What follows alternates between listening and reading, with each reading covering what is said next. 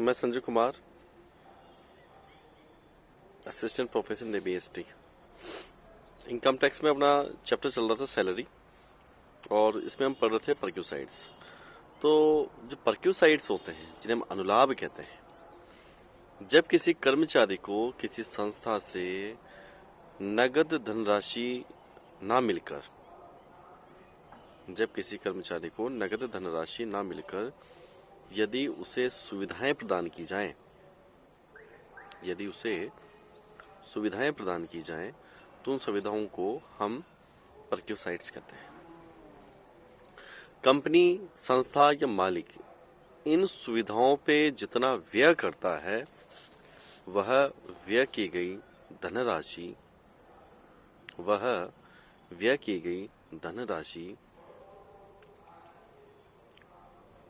के बराबर उसकी आय मानी जाती है और उसे कर योग्य आय में सम्मिलित किया जाता है। करमुक्त अनुलाभों में पहला आता है चिकित्सा सुविधा। यदि कोई कंपनी का मालिक अपने कर्मचारियों को कंपनी के अस्पताल में यदि चिकित्सा की सुविधा प्रदान करता है, तो यह चिकित्सा की सुविधा पूर्णतः करमुक्त होती है। इसके अलावा चिकित्सा व्ययों की पूर्ति, पहले तो यह आता है कि भाई अगर कंपनी का मालिक यदि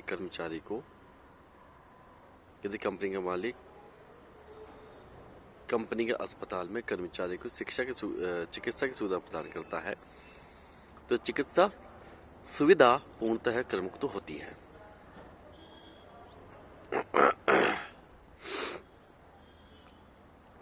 यदि सरकारी अस्पताल में चिकित्सा की सुविधा प्रदान की गई है या ली गई है, तो वह करमुक्त होगी। यदि विशिष्ट श्रेणी के बीमारियां हैं, 3A डिजीज बीमारियां हैं, जैसे कैंसर है, एड्स है, हीमोफीलिया, थैलेसीमिया है, रेंटल फेलियर है, हार्ट की डिजीज है, तो उसके लिए कंपनी या संस्था या मालिक जो भी व्यय करेगा, वह संपूर्ण चिकित्सा व्यय आपके करमुक्त होगा। अगला आता है मनोरंजन की सुविधाएं। नियोक्ता द्वारा कर्मचारी को किसी वर्ग को मनोरंजन की सुविधा दी जाती है, तो वह करमुक्त होगी।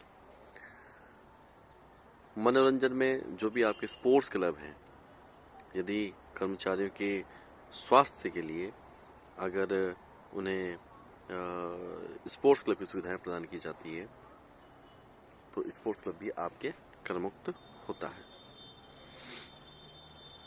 कर्मचारी को समय समय पर दिए गए प्रशिक्षण, कर्मचारियों को कई बार प्रशिक्षण दी जाते हैं, ट्रेनिंग्स दी जाती हैं, रिफ्रेशर कोर्सेज कराए जाते हैं, तो यह सभी सुविधाएं जो कर्मचारियों के ज्ञान में वृद्धि करती हैं, आपके करमुक्त सुविधाएं होती हैं।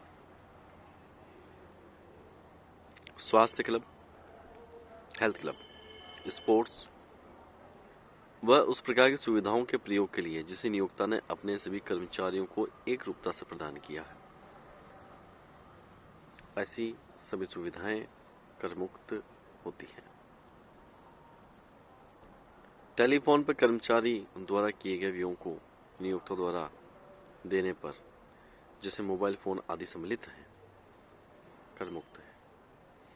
यदि कर्तव्य पूर्ति के लिए या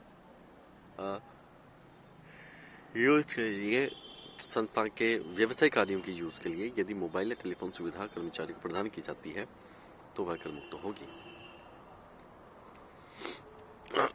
नियोक्ता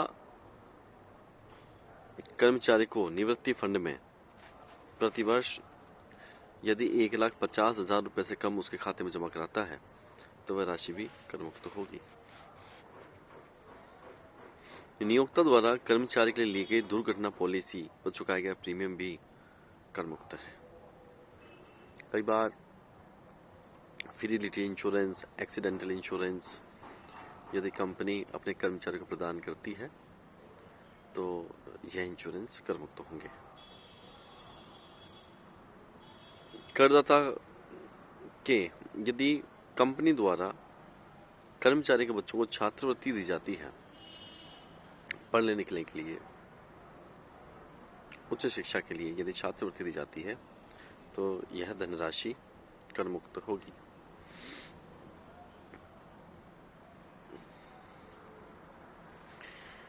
कंपनी द्वारा प्रदान भोजन पेयजल कर मुक्त होंगे। यदि कंपनी कार्यालय समय के दौरान कर्मचारी को चाय नाश्ता भोजन की सुविधा प्रदान करती है तो ये सुविधाएं कर मुक्त होंगी।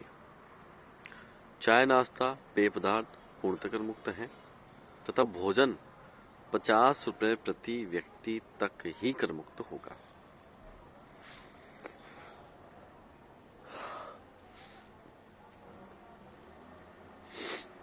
कार्य दिवस के दौरान दिए गए चाय नाश्ता पूर्णतः कर मुक्त होगा।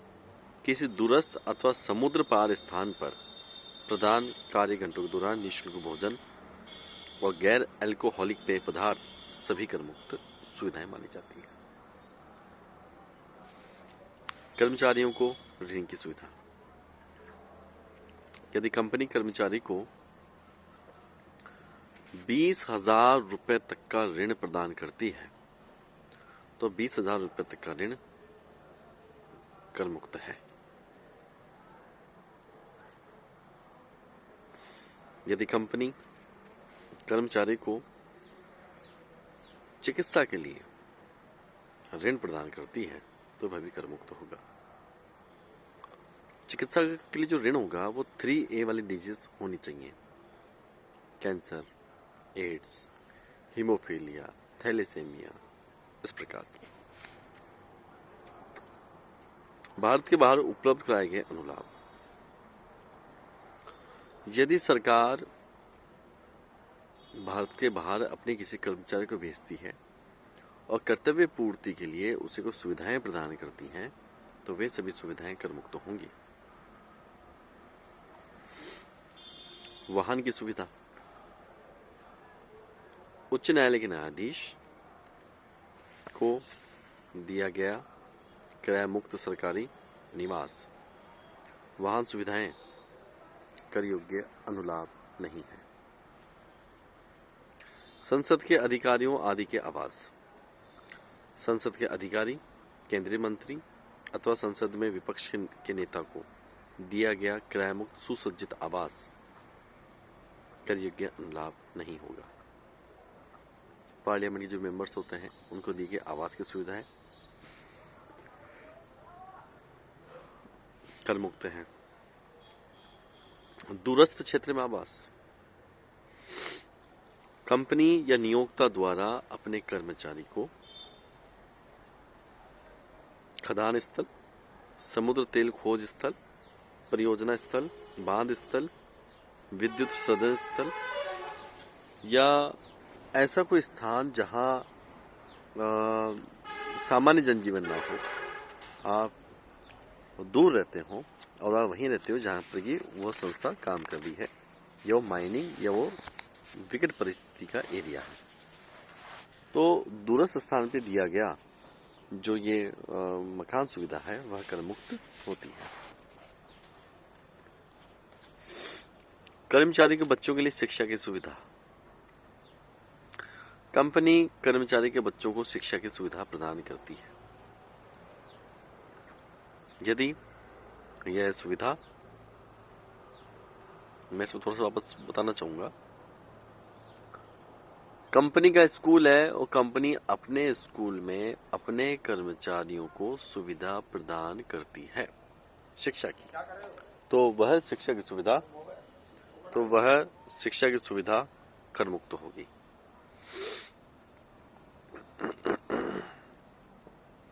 यदि कंपनी यह शिक्षा की सुविधा जो प्रदान करती है,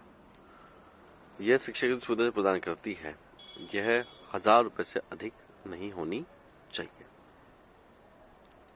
कंपनी का स्कूल है और कंपनी अपने स्कूल में 1,000 रुपए तक की शिक्षा सुविधा, 1,000 रुपए प्रति माह तक की शिक्षा सुविधा प्रदान करती है कर्मचारी के बच्चों को, तो वह कर मुक्त होगी।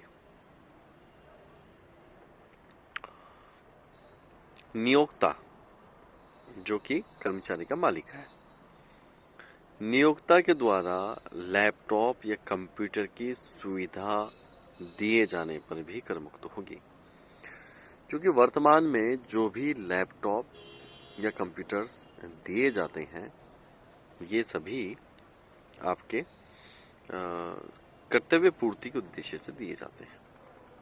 इसलिए यह सभी सुविधाएं जैसे लैपटॉप है, कंप्यूटर है, मोबाइल फोन है, टेलीफोन है, ये कर मुक्त होते हैं।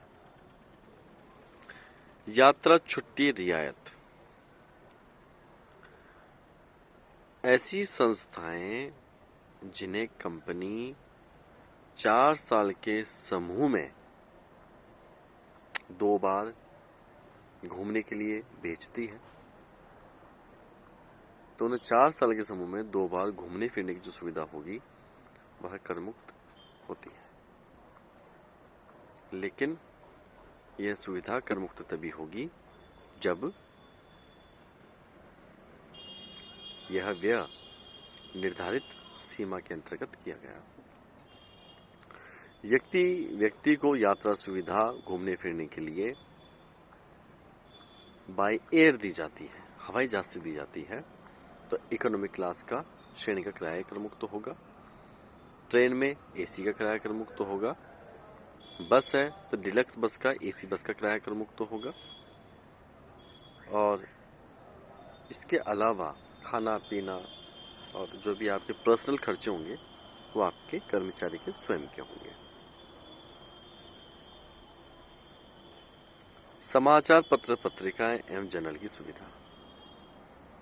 जितने भी समाचार पत्र पत्रिकाएं हैं, जनरल्स हैं, जो कर्मचारी के ज्ञानवर्धन के लिए उसको दी जाती हैं, वे भी कर मुक्त होंगी।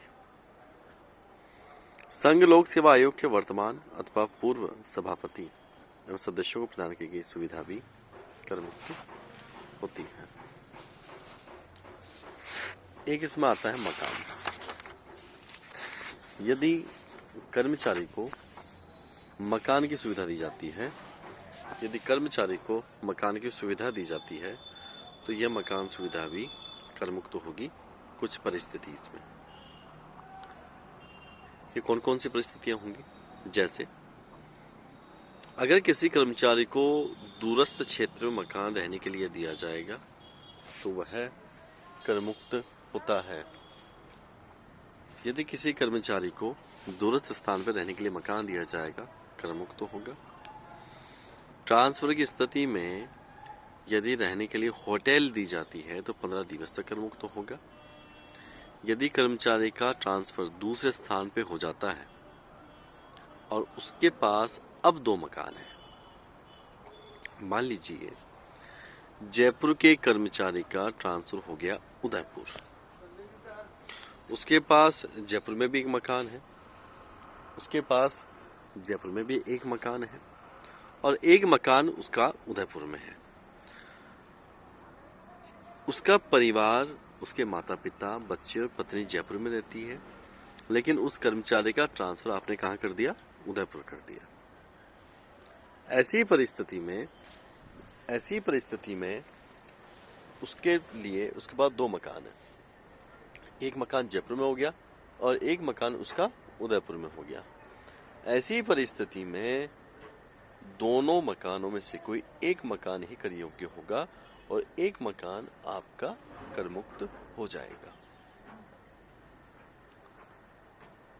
ये जो कर मुक्त होगा मकान, आप कोई से भी कर मुक्त करवा सकते हैं एक, लेकिन यह सुविधा अधिकतम 90 दिनों तक ही दी जा सकती है।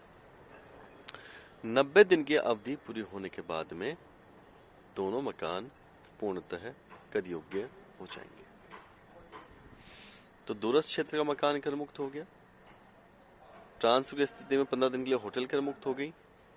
ट्रांसफर की स्थिति में यदि आपके पास 2 मकान है तो दोनों मकान 90 दिवस तक कर मुक्त रहेंगे। कोई एक कर मुक्त रहेगा 90 दिवस तक जिसे आप कर मुक्त करवाना चाहें। होटल में मोटेल को सम्मिलित नहीं किया गया। मोटेल मतलब होटल में तो आप रुक सकते हैं, नाइट स्टे कर सकते हैं, लेकिन मोटेल में नाइट स्टे नहीं होता है। तो होटल में मोटल सम्मिलित नहीं होती है। धन्यवाद।